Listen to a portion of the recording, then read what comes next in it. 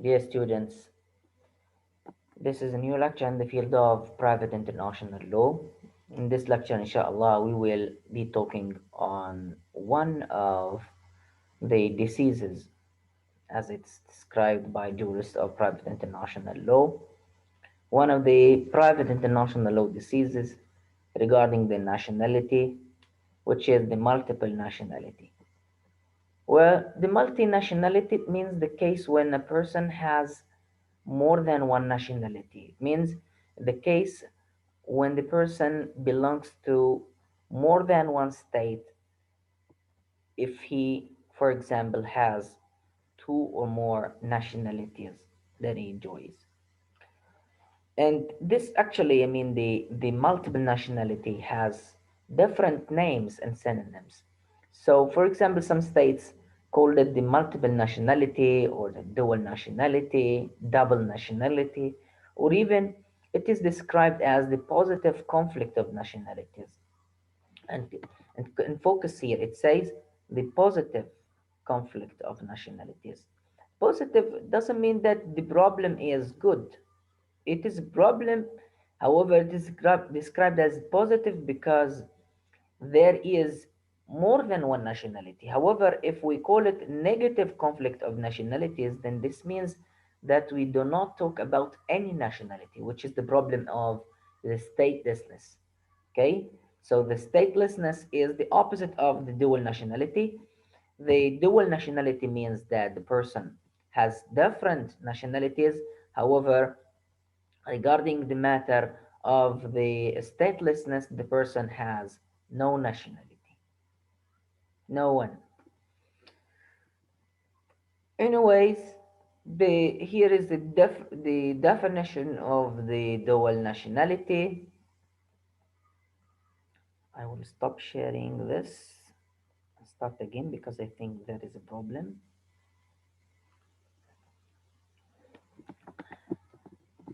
Okay.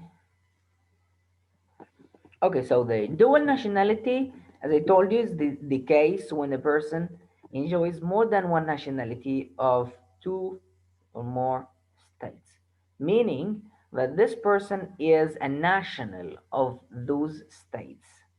Like when X has the Palestinian and the American nationalities, then he is a national of the Palestinian state and the American state at the same time. Now, if this nationality is linked with the loyalty, as we mentioned previously, it is a loyalty link between the person and the state that he belongs to. It is a legally and politically, and it is a loyalty bond between the state and the state of nation, between the state and the national. Now, if it is a matter of loyalty that the person feels towards his state, now the question here is this acceptable that this person has loyalty to two states or two or more states? Like this loyalty that this person has or enjoys is divided between more than one state? Is it imaginable even? Now, actually, this is why the multiple nationality can be described as a disease in the field of private international law, especially in the field of the nationality as one of the subject matters. Now, this disease is an outcome that resulted from the absolute jurisdiction of the state regarding regulating the matter of the nationality. I told you previously, in the previous lecture exactly, that the state has not absolute jurisdiction, quasi-absolute jurisdiction regarding the regulating the matter of the nationality laws and issues. However, when the state is strict regarding the matter of the nationality and it claims that I have absolute jurisdiction regarding the matter of the nationality and I would like to regulate it away from the other obstacles or even challenges in the field of the nationality internationally, then this would lead to some problems. One of these problems and diseases is the multiple nationality, and the second one is a statelessness case. So We can here conclude that the multiple nationality is a problem that resulted from the absolute or the exercise or even the practice of the absolute jurisdiction of the states regarding their nationality laws regulation. Now, here I will talk about the problems which may cause the dual nationality. I mean, the causes, not problems actually, they are causes for the dual nationality problem or disease. And actually, they are not exhaustive. So I will not mention all of these causes. So I will just focus on the most important ones. In a way, before talking about the images and the causes, I think it's important to give you an example here for problems that may caused that may be caused by the nationality itself, the dual nationality. I mean, when X has two nationalities, what does that badly affect on him? Well, the person who enjoys the dual nationality faces troubles in dealing with the general duties that are imposed on him or in her as a national of both states, X and Y, for example. Like, I am Maher Masood and I belong to two states, X and Y. And now both X and Y's, they adopt the matter of the military servants. And I shall perform the military servants now in both states X and Y because I am a national of both states. Since I'm national, I have to perform this military service. Now imagine that this person is required to do so. Like here, this is what I'm talking about, performing of the military service. Imagine that both states are in case of war now. Both X and Y are in case of war, and I shall choose between those two states to fight with against the other state that I belong to same time. So this is a problem here, having two nationalities in this case exactly would lead to illogical results. Practicing the political rights, like running for elections, regarding the public offices, and finally, the problem of the conflict of laws, especially with regard to the personal status. So sometimes, according to a law, when I'm 18, I would be considered um, a person who's capable of rights and duties, full rights and duties according to the Palestinian nationality. However, according to the Egyptian nationality, I would be considered not capable of those rights and duties since the age of maturity there is 21. So it would lead to conflict of laws regarding the personal status, whether I am capable of rights and duties or not. So when I have two nationalities, it would lead to these problems. So the dual nationality would cause problems regarding the person that we are talking about, hypothetically, the person who has two nationalities, regarding these matters, performing the military service, especially when the states are in case of war, practicing the political rights and duties, and the conflict of laws. Now, this problematic it was faced by the jurists of private international law. So some jurists of these, or some jurists of the national law, private international law, they urge the states to hold conferences in both the international and the regional levels so that to put an end to this problem. And this is because actually this problem or this disease, I mean the dual nationality, it causes problems internationally. That's why they care about this problem and putting an end for it. Now, images of the dual nationality. And as I told you, the images that I will illustrate here are not exhaustive ones, they are just examples.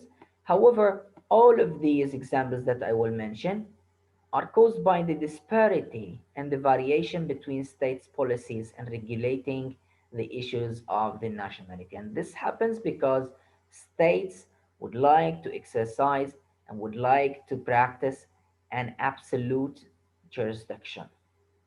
Anyway, the first image of the dual nationality, it happens that the person has dual nationality contemporaneous to birth. I mean, at the same time. I mean, it is the problem here. I mean, the dual nationality is synchronized with the birth. At the same time, it happens at the time of the birth. Let me give you an example. Now, a baby was born for a father, and he enjoys a nationality of a state on basis of use solely. For example, if a French person, he is considered French because, sorry, let me just amend these two words. هدول عدلوهم يا جماعة معايا عشان ما تواجهوش مشكلة في الاختبار. بدنا نتكلم عن ال images. اوكي، وبقول لي انه في baby was born for a father enjoys a nationality of a state on basis of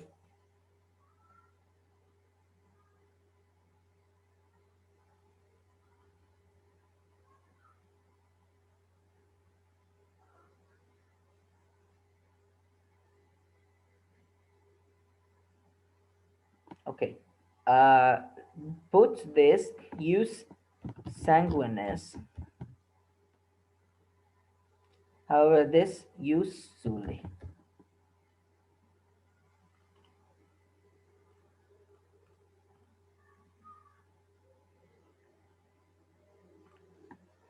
Okay, so back to our example. A baby was born for a father, French father, for example, enjoys a nationality of a state on basis of jus sanguinis. So this baby will hold the same nationality of his father, I mean the French one. However, this baby was born the time of his birth. It happened in the territory of another state which adopts the jus soli principle. Now, in this case, this baby will hold two nationalities on both bases. Let we imagine that this person was born on the territory of the USA. So he will have two nationalities, the time of his birth. The nationality of his father, because the state of his father adopts the principle jus sanguinis, حق الدم.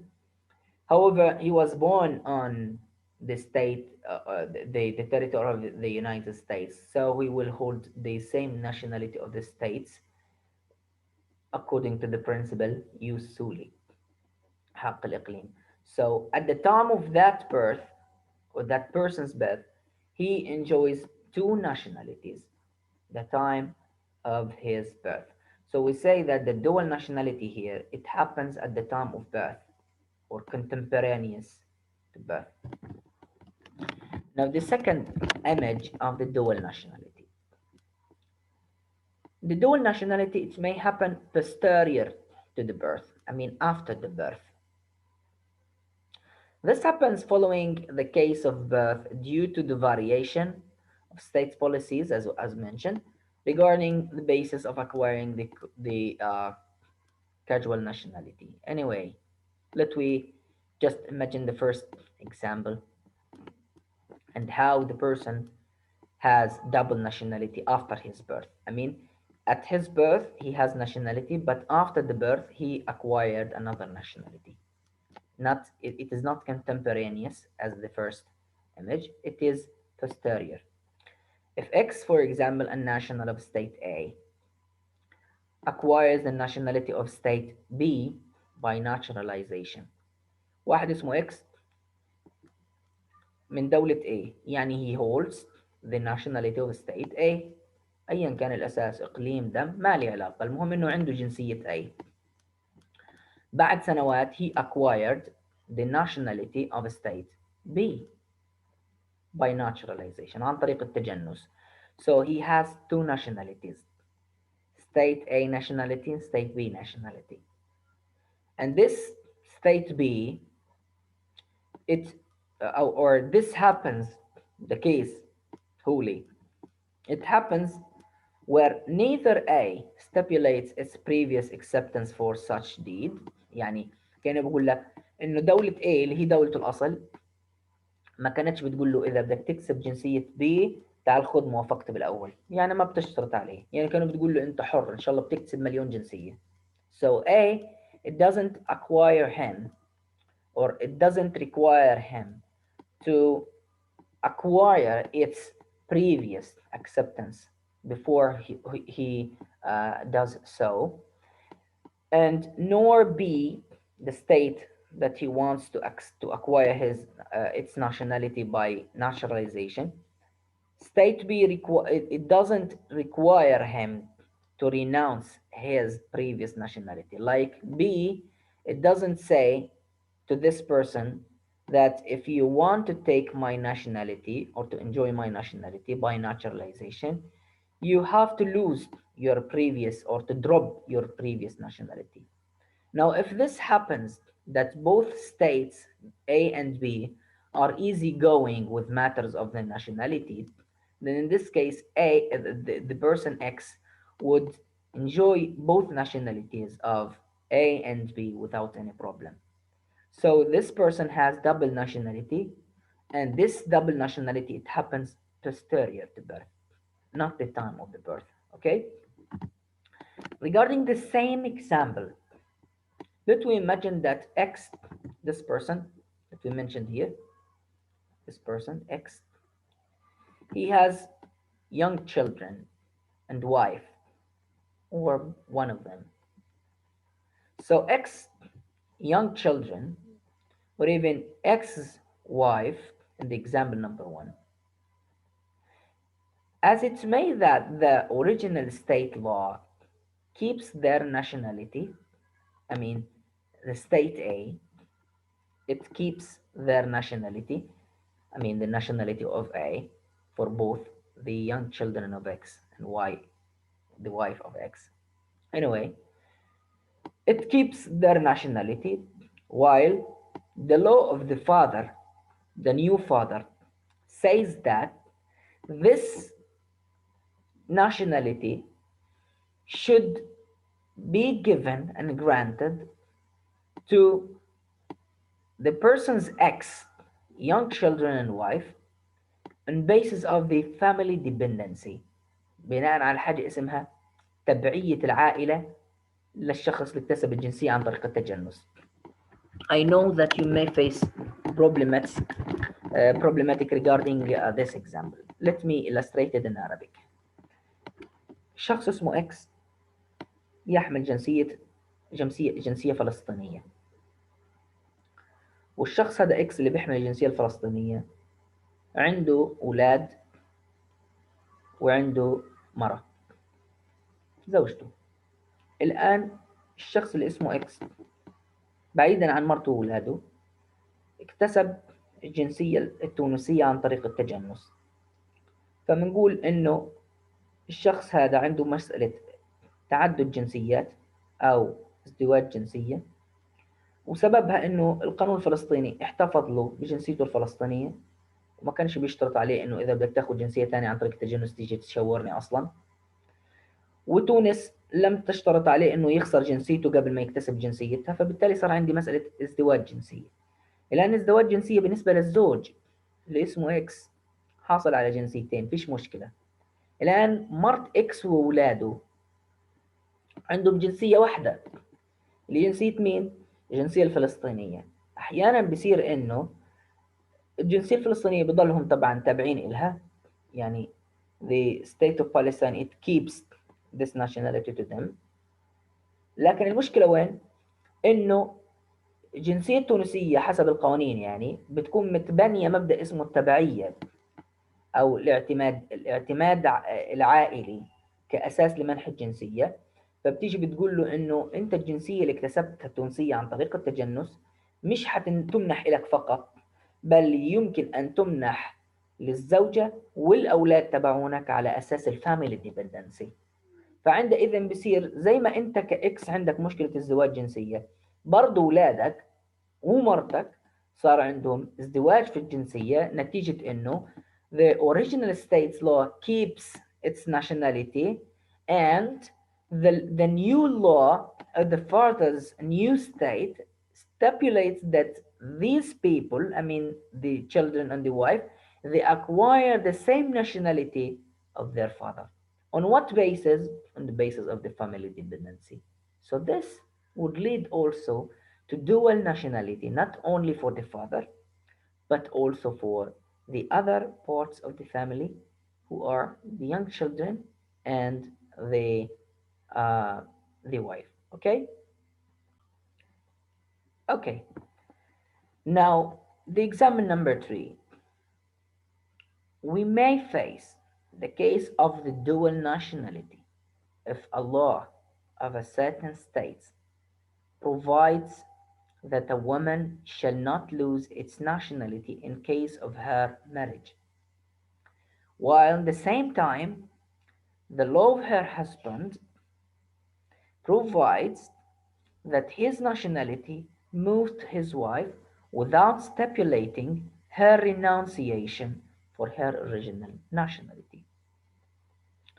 Like, for example, an Egyptian woman married to a Palestinian man, then this Egyptian woman should not lose her nationality according to the Egyptian law, and at the same time, the nationality of the wife, the husband, I mean the Palestinian nationality, would move to this wife without stipulating that she must renunciate what renunciate the nationality of the foreign state, I mean the Egyptian nationality. So in this case, the Egyptian woman would enjoy two nationalities. Like, for example, my mom, for example, she's Lebanese. She holds the original nationality, which is the Lebanese nationality, and she was married to my father, who holds the Palestinian nationality. According to the Lebanese law, any woman or any Lebanese woman shall not lose her nationality in case of marriage. So my mom still keeps her nationality.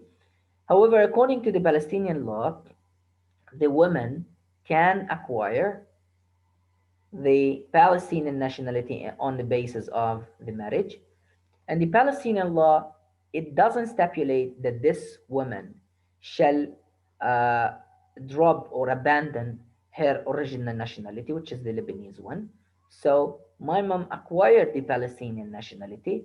So my mom has double nationality, the Palestinian and the Lebanese uh, nationality at the same time. So this is one of the problems of the dual nationality. When mom wants to leave Rafah crossing point, it leaves Rafah crossing point with the Palestinian passport. When they ask her about the visa, I mean, why do you go to Lebanon? Where is your visa? She shows them the Lebanese passport. When they ask her, why do not you use the Lebanese one instead of the Palestinian? It is because the Lebanese one is expired, but I would live with the Palestinian one, which is valid. So when it reached Lebanon, it enters Lebanon with the Lebanese one, even if it is expired, because she is a Lebanese national. That's why the double nationality, it may lead to some problems. So if the Egyptian deals with this matter so smoothly, other states would not accept this smoothly. So this is one of the examples for the dual nationality that I have. Against dual nationality, let we talk about this problem inshallah in the coming lectures. Thank you and goodbye.